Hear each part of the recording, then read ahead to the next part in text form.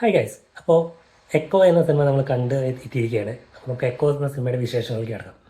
അപ്പോൾ കിഷ്കിന്ധാകാന്ഡം എന്ന സിനിമ അത് മലയാളത്തിലെ ഈ അടുത്ത് ഇറങ്ങിയതിൽ one of the best screenplay ഉള്ള ഒരു സിനിമയായിരുന്നു കിഷ്കിന്ധാകാന്ഡം.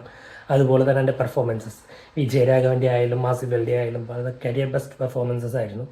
അപ്പോൾ അങ്ങ് കിഷ്കിന്ധാകാന്ഡം സിനിമയുടെ ടീം വീണ്ടും ഒന്നിക്കുന്ന ഒരു സിനിമ എക്കോ. അപ്പോൾ ട്രെയിലറൊക്കെ കണ്ട് വളരെയേറെ പ്രതീക്ഷയോടെയാണ് പോയത്, പ്രതീക്ഷകൾക്ക്. കാരണം ഈ കിഷ്കിന്ത ടീം വീണ്ടും ഒന്നിക്കുന്നു എന്നുള്ളത് തന്നെയാണ്. അപ്പോൾ കിഷ്കിന്ത ടീം എന്ന് പറയുമ്പോൾ അതിൻ്റെ ടെക്നിക്കൽ സൈഡാണ് ഒന്നിക്കുന്നത്. അതായത് ഡയറക്ടർ, സ്ക്രീൻ റൈറ്റ്, സ്ക്രിപ്റ്റ്, അതുപോലെ തന്നെ എഡിറ്റർ, ആ മ്യൂസിക് എല്ലാം ആ സെയിം ടീം തന്നെയാണ് കിഷ്കിന്ധാകാന്ഡത്തിലെ. പക്ഷേ ആക്ടേഴ്സിലെ വ്യത്യാസമുണ്ട്. മെയിൻ ലീഡ് റോളിൽ സന്ദീപാണ്, പിന്നെ വിനീതുണ്ട്, നരേനുണ്ട്. അപ്പോൾ സിനിമയെക്കുറിച്ച് പറയുകയാണെങ്കിൽ എന്താ ഇപ്പോൾ സിനിമയെക്കുറിച്ച് പറയാം. ഇപ്പോൾ വർഷങ്ങൾക്ക് ശേഷം സിനിമയിൽ നിവിൻ പോളി പറയുന്ന ഒരു സംഭവമുണ്ട്. ശരിക്കും അങ്ങനെ തന്നെ പറയാം. തീയാണ് ഈ സിനിമ, തീയാണ് ഇതിൻ്റെ കഥ, തീയാണ് ഇതിൻ്റെ പെർഫോമൻസ്, മൊത്തത്തിൽ തീയാണ്. അപ്പോൾ സിനിമയിലേക്ക് വന്നാൽ പിന്നെ ആദ്യം പറയണം സ്ക്രിപ്റ്റിൻ്റെ കാര്യം തന്നെ. വളരെ മികച്ച സ്ക്രിപ്റ്റാണ് അത്. അത് എടുത്തു വച്ചിരിക്കുന്ന രീതി ഒരു രക്ഷയില്ല.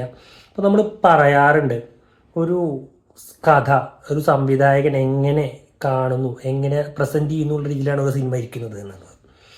ഇപ്പോൾ ഈ സിനിമയിലേക്ക് വരുമ്പോൾ ഈ ഒരു ഡയറക്ടർ, സ്ക്രിപ്റ്റ് റൈറ്റർ, അവരുടെ ഒരു കോമ്പിനേഷൻ നമുക്ക് ശരിക്കും നല്ല രീതിയിൽ അവരുടെ ഒരു കെമിസ്ട്രി നമുക്ക് നല്ലോണം മനസ്സിലാവും. കാരണം ഇതിൻ്റെ സ്ക്രിപ്റ്റ് ചെയ്തിട്ടുള്ള ബാഹുലാണ് ഇതിൻ്റെ സിനിമാറ്റോഗ്രാഫി ചെയ്തിരിക്കുന്നത്. അപ്പോൾ അവരുടെ ഒരു കോമ്പിനേഷൻ. ഇപ്പോൾ ഒരു ഇൻ്റർവ്യൂവിൽ ഈ സിനിമയുടെ ഇൻ്റർവ്യൂവിൽ ഇവരുടെ അഭിനേതാക്കൾ പറഞ്ഞു കേട്ടിരുന്നു, സിനിമ ഷൂട്ടിങ്ങിൻ്റെ ഇടയിൽ എന്തെങ്കിലും കറക്ഷൻസോ തെറ്റുകൾ വന്നാൽ ബാഹുൽ, അതായത് സ്ക്രിപ്റ്റ് റൈറ്ററും സിനിമാറ്റോഗ്രാഫറായിട്ടുള്ള ബാഹുലാണ് കറക്ഷൻ ചെയ്തു കൊടുക്കുന്നതെന്ന്. അപ്പോൾ അതിൽ നിന്ന് തന്നെ പടവും കൂടി കണ്ടപ്പോൾ നമുക്ക് ഉറപ്പിക്കാൻ പറ്റും. കാരണം എന്താ വെച്ചാൽ എത്രത്തോളം ഉണ്ട് ഇവർ തമ്മിലുള്ള ഒരു കെമിസ്ട്രി എന്നുള്ളത്. അത് ശരിക്കും പടത്തിൽ വർക്കൗട്ട് ആയിട്ടുണ്ട്. ഓരോ വിഷ്വൽസ് ആയാലും ബാഹുൽ എന്താണോ എഴുതി വെച്ചിരിക്കുന്നത് അത് സിനിമയിലേക്ക് കൊണ്ടുവരാൻ ബാഹുലിന് സാധിച്ചിട്ടുണ്ട്. അത് ഒരു ഡയറക്ടറുടെ സപ്പോർട്ടും കൂടി ഇല്ലെങ്കിൽ അത് നടക്കും തോന്നുന്നില്ല. അപ്പോൾ അവർ രണ്ടുപേരും തമ്മിലുള്ള കെമിസ്ട്രി അത് അത്രയും മികച്ചതായതുകൊണ്ടാണ് അത് നടക്കുന്നത്. വളരെ ഒരു തിയേറ്റർ എക്സ്പീരിയൻസ് തന്നെയാണ്. കാരണം വിഷ്വലി നോക്കുമ്പോൾ ആ തിയേറ്ററിൽ കാണാനുള്ളത് അവരെടുത്തു വെച്ചിട്ടുണ്ട്. ചില സ്ഥലങ്ങളൊക്കെ അവരെടുത്തു വെച്ചിട്ട് എന്ത് രസമായിട്ട് എടുത്തു വെച്ചിട്ടുണ്ടെന്ന് പറയും. പിന്നെ ഇതിൽ എടുത്തു പറയേണ്ടത് വിഷ്വൽ എന്ന് പറയുമ്പോൾ വിഷ്വലിന് ഒപ്പം തന്നെ എടുത്തു പറയേണ്ടതാണ് എൻ്റെ ഓഡിയോഗ്രഫി ചെയ്ത വിഷ്ണു ഗോവിന്ദ്. ആ ഒരു ടെറൈനൊക്കെ വളരെ രീതിയിൽ അതിൻ്റെ സൗണ്ടും എക്സ്പീരിയൻസും എഫക്ട്സും ഒക്കെ കിട്ടാൻ വളരെ രീതിയിലുള്ളൊരു എഫേർട്ട് തന്നെ എടുത്തിട്ടുണ്ട്. അതുപോലെ പെർഫോമൻസിനെ കുറിച്ച് പറയുമ്പോൾ സന്ദീപിൻ്റെ പെർഫോമൻസ് വളരെ എടുത്തു പറയേണ്ടതാണ്. സന്ദീപിൻ്റെ ഒരു പടക്കളം എന്ന സിനിമയ്ക്ക് ശേഷം വളരെ മികച്ച പെർഫോമൻസ് തന്നെയാണ്. അതുപോലെ വിനീതിൻ്റെ പെർഫോമൻസ് ആയാലും നരേൻ്റെ പെർഫോമൻസ് ആയാലും പെർഫോമൻസുകൾ കുറച്ച് ആൾക്കാരുടെ പെർഫോമൻസ് കൂടുതൽ എടുത്തു പറയേണ്ടതുണ്ട്. അശോകയുടെ പെർഫോമൻസ്, അതുപോലെ ബിനു ബാബുചാൻ്റെ പെർഫോമൻസ്, പിന്നെ കുറേ ആൾക്കാരുടെ പെർഫോമൻസ് ഗംഭീരമായിരുന്നു. പക്ഷെ അവരുടെ പേരൊന്നും അറിയില്ല. പക്ഷെ അത് വളരെ കുര്യച്ചനായിട്ട് അഭിനയിച്ചൊരു ആളുടെ പെർഫോമൻസ്, അതുപോലെ മലാത്തി ചേർത്തി ആയിട്ട് അഭിനയിച്ച ഒരു പെർഫോമൻസ് ഒക്കെ എടുത്തു പറയേണ്ടതാണ്. പിന്നെ ഇതിൽ എടുത്തു പറയേണ്ടതിൻ്റെ എഡിറ്റിംഗ്, അതും സൂരജേൻ്റെ എഡിറ്റിംഗ് വർക്ക്സും നമ്മൾ എടുത്തു പറയേണ്ടതാണ്.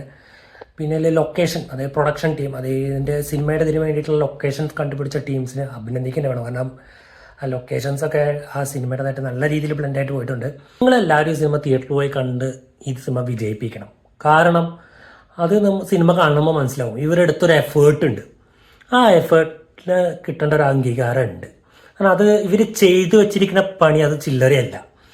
അത് ഞാൻ എന്താ പറഞ്ഞു വരുന്നതെന്നുള്ള കാരണം പറയുന്നില്ല. കാരണം പറഞ്ഞാൽ അത് സ്പോയിലർ ആവും എന്നുള്ളതുകൊണ്ടാണ് അത് ഞാൻ പറയാത്തത്. കാരണം അവർ നല്ല രീതിയിൽ അതിനുള്ള എഫേർട്ട് എടുത്തു വെച്ചിട്ടുണ്ട്. അപ്പോൾ അത് നിങ്ങൾ തിയേറ്ററിൽ പോയി കണ്ടാൽ മനസ്സിലാവും. അപ്പോൾ ചിലപ്പോൾ ഇൻസ്റ്റാഗ്രാമിലും ഓരോ സിനിമ ട്രെയിലറും ടീച്ചറൊക്കെ ഇറങ്ങുമ്പോൾ നമ്മൾ ഒരു റിയാക്ഷനായിട്ടൊരു ഡയലോഗ് പറയണ്ടേ, എന്നടാ പണി വെച്ചിരിക്കുക.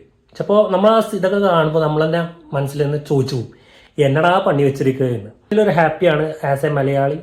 അപ്പോൾ ഇങ്ങനെ ഒരു മലയാളത്തിൽ നിന്ന് ഇങ്ങനെയൊക്കെ ഒരു സിനിമ വരുന്നു എന്ന് കാണുമ്പോൾ തന്നെ വളരെയധികം സന്തോഷമുണ്ട്, ഒരു അഭിമാനമുണ്ട് ആസ് എ മലയാളി. സോ എല്ലാവരും തിയേറ്ററിൽ പോയി തന്നെ കാണാൻ ശ്രമിക്കുക. കാരണം മസ്റ്റ് വാച്ച് തിയേറ്റർ എക്സ്പീരിയൻസ് ആണ്.